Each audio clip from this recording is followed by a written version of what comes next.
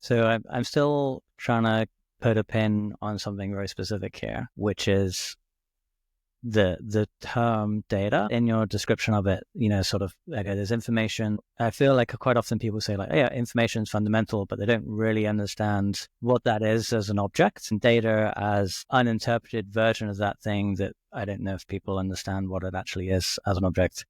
Okay.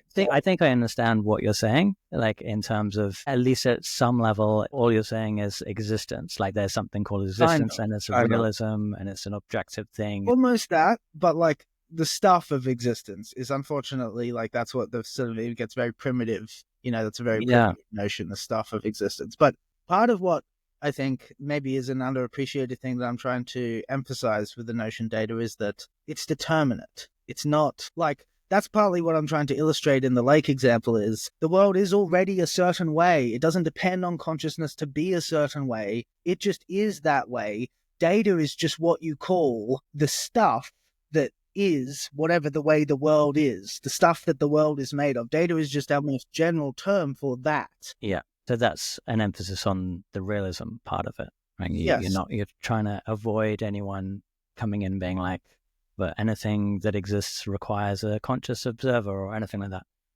Well, it's not even that I'm trying to avoid something like that. It's more that the whole pattern of the logical scheme, I guess, that I'm applying to the cosmos in order to understand it relies on situating subjectivity as a downstream phenomenon, because it looks like when you do that, you get to use terminology in a certain way that leverages a lot of what I find to be the vindicating markers of science and the progress we've made in the last sort of 200 years.